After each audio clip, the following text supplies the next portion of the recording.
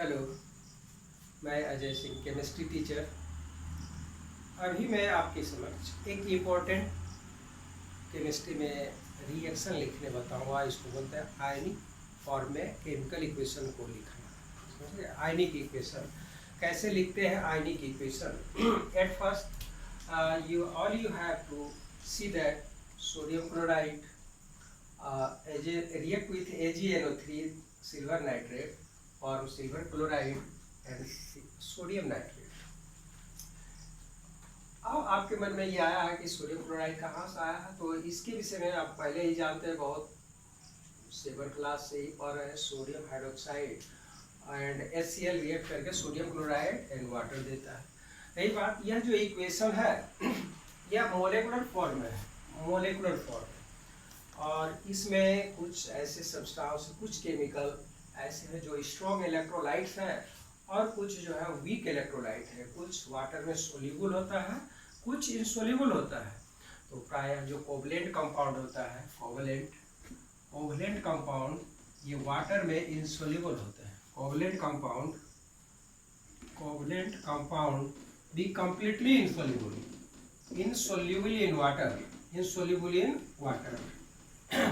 Friend, आपके पास एक compound है सोडियम क्लोराइड, या इसको जैसे वाटर में आप प्लेस करते हैं it will split up into Na+ and Cl-। लेकिन यहाँ जो मैंने रिएक्शन लिखा है इसमें आपको पता ही नहीं चल रहा है कौन रिएक्शन कौन सब्सटेंस, मतलब इसमें से कौन इनसोल्यूबल है और कौन सोल्यूबल है।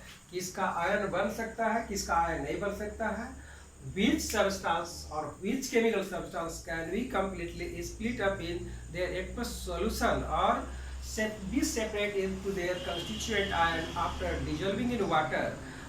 इस रिएक्शन से आपको पता नहीं चल रहा है क्योंकि यह है मोलेकुलर फॉर्म में। तो मोलेकुलर फॉर्म में रिएक्शन ये रोंग माना जाता है ट्रेडिशनली, क्योंकि कुछ आयनिक कंपाउंड भी ऐसे हैं जो सॉलिड फॉर्म में पाया जाता है, सॉलिड के क्रिस्टल के फॉर्म में। तो मैं आपको यहाँ बताना चाहूँगा इसको कैसे लिखेंगे आयनिक फॉर्म में, और उसके बाद इसको कैसे बैलेंस करेंगे। तो सबसे पहले हम आपको एक इक्वेशन लिख रहे हैं। देखिए पहले इसी को, ये हमारे पास है sodium chloride react with silver nitrate AgNO3 it will form silver chloride and silver nitrate solution. आप देखेंगे ये सोडियम क्लोराइड सबसे पहले कंस्टिट्यूट एक्वस सॉल्यूशन में, जैसे इसका एक्वस सॉल्यूशन बनता है तो ये आयन में कन्वर्ट हो जाता है, split up into their constituent ion, and ये Ag+ and NO3- also again AgCl यह इंसोल्यूबल होता है, और इंसोल्यूबल का साइन मैं ऐसे देता हूँ, ये प्रिसिपिटेट बनाता है, PPT बोलते हैं इसको, व्हाइट कलर का, समझ गए। और यह जो है Na+ एंड NO3- में टूट जाता है। इसको पढ़ते हैं सोडियम आयन, इसको नाइट्रेट आयन, और यहाँ पर हो गया sodium ion and chloride ion, यहाँ सिल्वर आयन और नाइट्रेट आयन। अब आपको कुछ चीज देखना होगा reactant side and product side. जब आप रिएक्टेंट साइड आप देखेंगे you will find that Na+ and Cl- are present, which is also present in product side. Na+ reactant side और प्रोडक्ट साइड दोनों तरफ प्रेजेंट है। और दूसरा है NO3- रिएक्टेंट साइड और product side both side present है। अब कहा जा रहा है जो आयन दोनों तरफ प्रेजेंट है और इट मे बी कैंसिल, देखिए इसको हम कैंसिल करा सकते हैं, और ये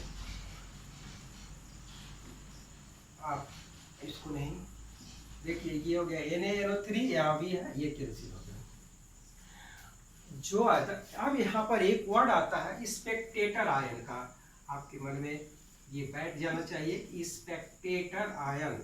स्पेक्टेटर आयन बोला जाता है the ions which does not take part in present in both side reactant as well as product। मतलब ये जब दोनों कैंसिल हो जाता है उसको हम लोग बोलते हैं स्पेक्टेटर आयन। अब आपको देखना है Na+ एंड Na+ दोनों तरफ कैंसिल हो गया, NO3 दोनों तरफ कैंसिल हो गया, बच क्या रहा है, तो बच रहा मेरे पास अब ये Cl- एंड Ag+ आयन, ये कन्वर्ट हो जाता है AgCl आयन, और ये AgCl आयन कंप्लीटली इनसोल्यूबल होता है। तो यही हो गया इसका आयनिक form of the chemical reaction. किसका? NaCl and silver AgNO3 AgCl and NO3 का आयनिक फॉर्म ऑफ रिएक्शन यही हुआ। फ्रेंड, आपको मैं एक दूसरा इक्वेशन और देना चाहूंगा जिससे आपको समझ में आ जाए कि आयनिक फॉर्म में इक्वेशन को हम कैसे लिखते हैं। मोलेकुलर फॉर्म में दिया रहता है, उसको आयनिक फॉर्म में कैसे लिख सकते हैं। How we can write in the form of ionic form a molecular form chemical reaction। आपके पास एक यह है K2SO4 and BaCl2 form, BaSO4 and KCl। सबसे पहले पोटेशियम 2 एटम है, यहाँ पर 2 कर।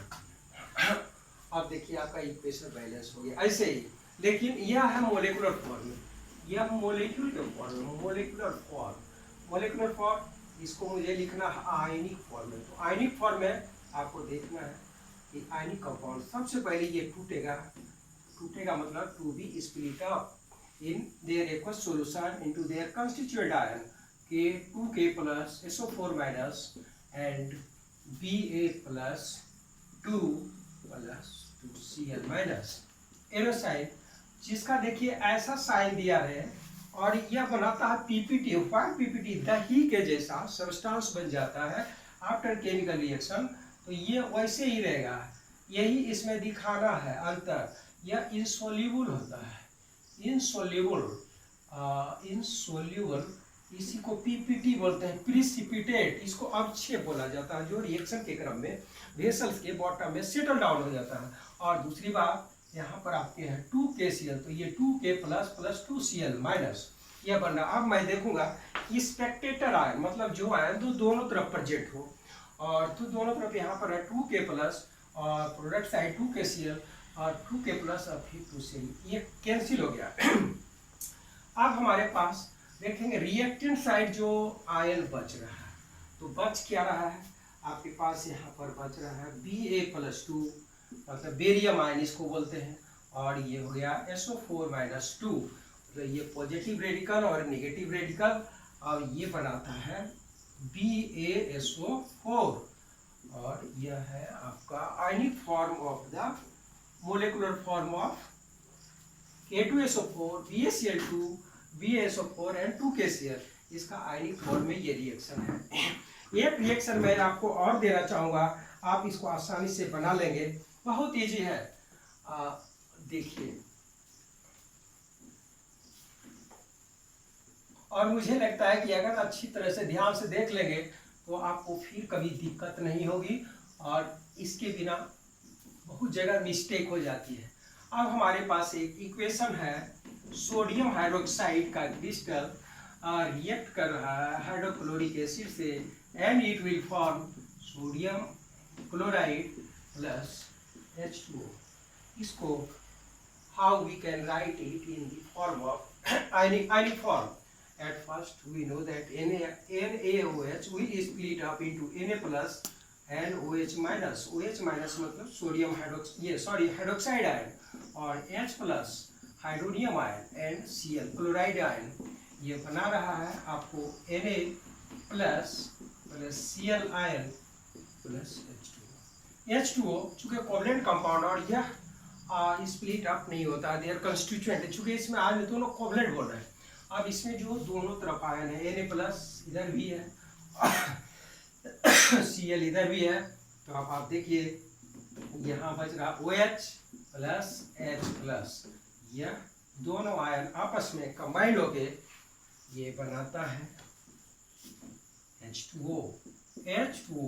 यही हो गया मेरा ionic form of the reaction. Clear? ठीक है, अगले वीडियो में मैं आपको बताऊंगा to balance chemical equation by electron ion method.